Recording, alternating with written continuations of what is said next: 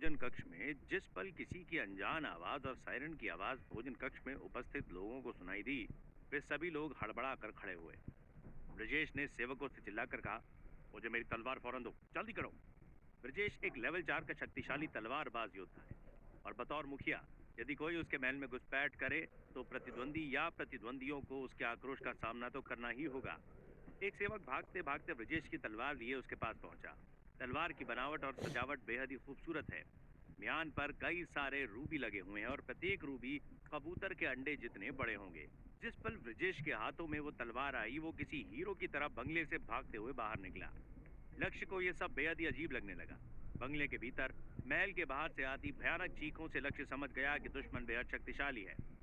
लक्ष्य ने तुषार जी की ओर देखते हुए कहा, तुषार जी, आप माँ और दीदी को तुरंत तहखाने में ले जाइए।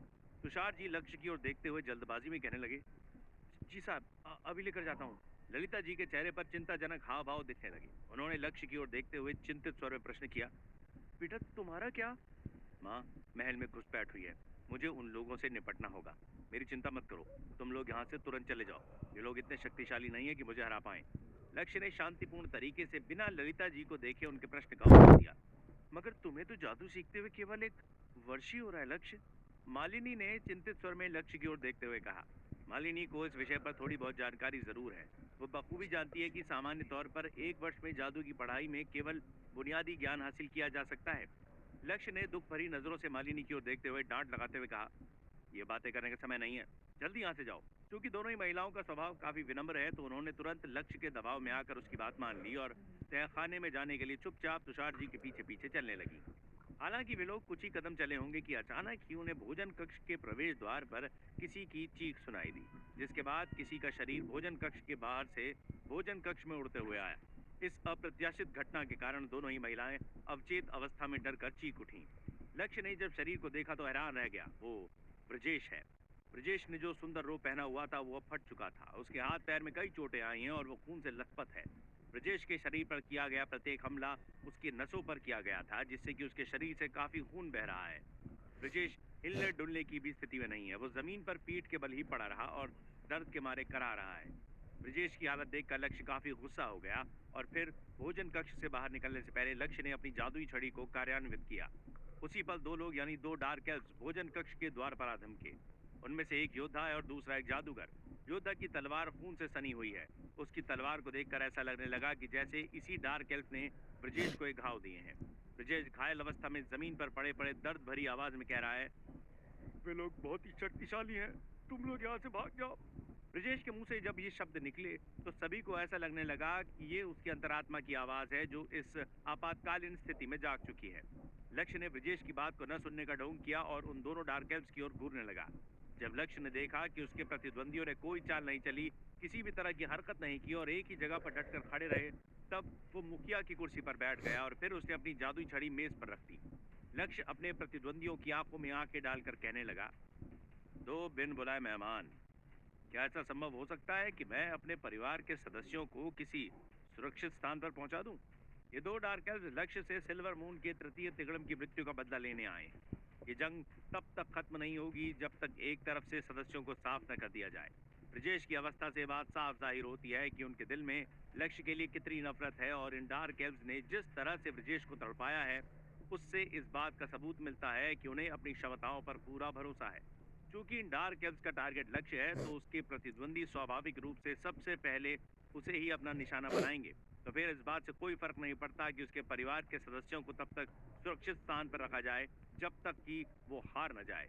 डार्क एल्फ योद्धा ने लक्ष्य की ओर देखकर हाँ के इशारे में सिर हिलाते हुए उसके प्रश्न के उत्तर में कहा, ऐसा संभव तो है, लेकिन हम उन्हें यहाँ से जाने नहीं देंगे।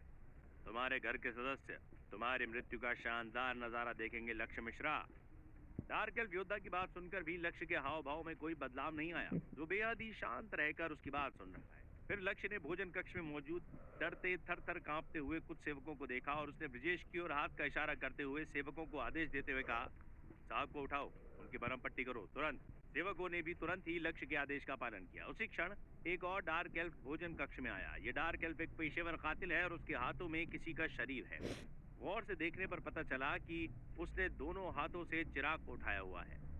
लक्ष्य ने पेशेवर डार्क एल्फ को देखते हुए कहा, उन्हें दूर से इस जंग को देखने दो।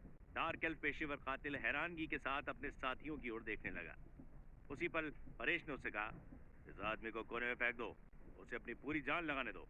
उनका उद्देश्य तब भी लक्ष्य को ही हराना है जब वो अपना सब कुछ दे रहा है, तभी उसे सच में निराशा का सामना करना पड़ेगा। हर दिल ने सर हिलाया और हाथ के एक मामूली झटके से ही उसने चिराग को 60 फीट से भी अधिक दूर फेंक दिया। चिराग अंदरूनी हॉल के अंदरूनी दीवार के पास जा गिरा। अब लक्ष्य सभी बाधाओं से मुक्त है और आखिरकार आसानी से जंग लड़ सकता है। हालांकि लक्ष्य अपनी चाल चलने के लिए तैयार है, लेकिन फिर भी उसे सावधानी से हमले के समय पर ध्यान केंद्रित करना होगा। मेज पर शांति से बैठे हुए लक्ष्य के चेहरे पर एक फीकी सी मुस्कान है। उसे देखकर कहीं से भी ऐसा नहीं लग रहा कि वो मृत्यु से लड़ने की तैयारी कर रहा है। जब नौकरों ने ब्रजेश और चिराग के घावों की मरहम पट्टी कर दी, लक्ष्य ने अपना हाथ धीरे से मेज पर रखकर थपथपा दिया। लक्ष्य डार्क एल्फ्स को देखते हुए धीरे धीरे स्पष्ट रूप से कहने लगा, क्या मैं आपके उस साथी का नाम जान सकता हूँ जिसका बदला लेने के लिए आप लोग यहाँ पधारे हैं? क्या आप लोग यहाँ फिरोज का बदला लेने आए हैं, या फिर अनस का, या फिर वो तलवारबाज योद्धा अलीना का? लक्ष्य द्वारा लिए गए आखिरी नाम के उल्लेख पर 3 डार्क एल्व्स स्पष्ट रूप से उत्तेजित हो गए। योद्धा नरेश ने अपने बैटल ऑरा को एक्टिवेट किया और थोड़ा आगे बढ़ा। उसका शरीर उसके बैटल ऑरा की रोशनी की किरणों के सहारे से ढक गया। उसकी खून से सनी हुई तलवार भी उसी रोशनी की किरणों के सहारे से ढक गई, मगर तलवार की चमक और उसके शरीर की चमक में अंतर है। उसका शरीर तेज रोशनी की किरणों के सहारे से चमक रहा है और तलवार मध्यम रोशनी की किरणों के सहारे से चमक रही है। इसके अलावा नील कांटेदार बैटल ऑरा भी एक्टिवेट हो गई। नरेश ने लक्ष्य की ओर देखते हुए कहा, पाखंडी, और से सुन, हम यहाँ तुझसे अलीना जी की मृत्यु का बदला लेने आए हैं। लक्ष्य ने उन तीनों की ओर देखते हुए कहा, अच्छा, तो तुम लोग शहजादे नूरानी के चमचे हो? ठीक है, फिर मरने के लिए तैयार हो जाओ। उसी पर लक्ष्य ने उन पर हमला कर दिया। अचानक ही 3 विसल ऑफ डेथ के श्राप से तैयार हुए मेटल स्पाइक भोजन कक्ष में प्रकट हुए और उन तीनों डार्क एल्व्स की ओर तेजी से बढ़े। लक्ष्य को प्रत्येक डार्क एल्व के लिए श्राप द्वारा स्पाइक तैयार करने हेतु थोड़ा समय चाहिए था, इसीलिए उसने उनसे थोड़े समय के लिए बातचीत की और उतना समय उसके लिए 3 बार श्राप का इस्तेमाल करने के लिए काफी था। इस हमले के दौरान सबसे अधिक चौंका देने वाली बात यह थी कि लक्ष्य ने अपनी जादुई छड़ी को छुआ तक नहीं था। किसने कहा कि जादूगरों को जादुई तंत्रों मंत्रों और श्रापों का इस्तेमाल करने के लिए जादुई छड़ी को हाथ में थामे रखना होगा? लक्ष्य बखूबी बड़ी आसानी से अपने माना के जरिए से जादुई छड़ी पर नियंत्रण बनाए हुए है। उसे अपनी जादुई शक्ति का इस्तेमाल करने हेतु जादुई छड़ी को छूने तक की भी जरूरत नहीं पड़ी। 3 स्पाइक हवा के माध्यम से हाई पिच जोरदार आवाज के साथ शोर करते हुए अविश्वसनीय रफ्तार के सहारे से डार्क एल्व्स के पास 1 सेकंड के 10वें हिस्से में पहुंचे। प्रत्येक डार्क एल्व्स और उनकी 3 मेटल स्पाइक में कुछ ही दूरी का फासला होगा। लक्ष्य ने विसल ऑफ डेथ के उस मॉडिफाइड वर्जन का इस्तेमाल किया जिसे उसने इलियास के साथ मिलकर बनाया है। इस श्राप की शक्ति इसके ओरिजिनल वर्जन से 3 गुना अधिक है। 3 डार्क एल्व्स ने इस तरह से अचानक हमले की कल्पना तक नहीं की होगी। वे सभी अचंभित रह गए और उन्हें पलटवार करने के तरीके के बारे में सोचने का समय तक भी नहीं मिला। उनके पास जितना समय था उसमें उन्होंने केवल एक रक्षात्मक ढाल का सहारा लिया। हालांकि नरेश का बैटल ऑरा कुछ हद तक हमलों को रोकने में सक्षम हुआ, लेकिन ये बैटल ऑरा करीबी मुकाबलों में सबसे प्रभावी साबित होता है और लक्ष्य का श्राप लंबे दूरी तक हमला करने की क्षमता रखता है। इसीलिए नरेश ने तुरंत लक्ष्य के हमले से बचने के लिए अपनी तलवार का सहारा लिया ताकि वो मेटल के स्पाइक को तलवार के जरिए से ब्लॉक कर पाए। वहीं दूसरी तरफ लक्ष्य के हमले से जादूगर परेश ने खुद को सुरक्षित रखने हेतु तुरंत ही एक लेवल 4 के जादुई तंत्र मंत्र का सहारा लिया, जिससे कि उसके शरीर के इर्द गिर्द एक जादुई बांध प्रकट हुई। केवल पेशेवर कातिल हरदिल ने सोचा कि वो लक्ष्य के हमले को टालने के लिए बेहद चतुर है। लक्ष्य द्वारा किए गए मेटल स्पाइक के हमले से बचने की उम्मीद में उसने फ्लैश के माध्यम से साइड की तरफ कदम बढ़ाया। तीनों के तीनों मेटल स्पाइक लगभग एक साथ ही विस्फोट हुए, जिसके तुरंत बाद एक दर्दनाक चीख सुनाई दी। हरदिल घायल हो चुका था।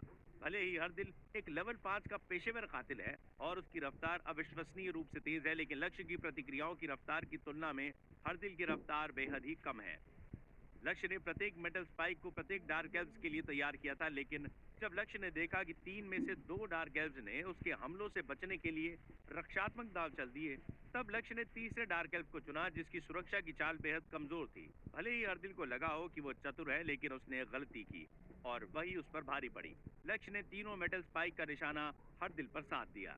लक्ष्य ने अपने पिछले जीवन में एक प्रसिद्ध युद्ध रणनीति सीखी थी जो उसे अब तक याद है।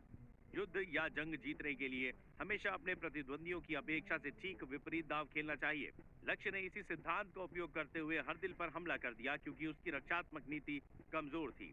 लक्ष्य संभवतः अभी के लिए अन्य जादुई श्रापों के साथ इतना निपुण नहीं है, लेकिन जादुई श्राप विसल ऑफ डेथ का इस्तेमाल लक्ष्य लंबे समय से करता आया है। कारणवश वो न केवल इस श्राप की शक्ति से वाकिफ है, बल्कि इसकी गहराई से भी बखूबी वाकिफ है। कैसी रहेगी लक्ष्य और डार्क एल्व्स के बीच की लड़ाई? किसका पल्ला रहेगा भारी? आगे की कहानी जानने के लिए सुनते रहिए। रोमांच और खतरे से भरी कहानी ट्रैप्ड इन वीडियो गेम, सिर्फ पॉकेट एफएम पर।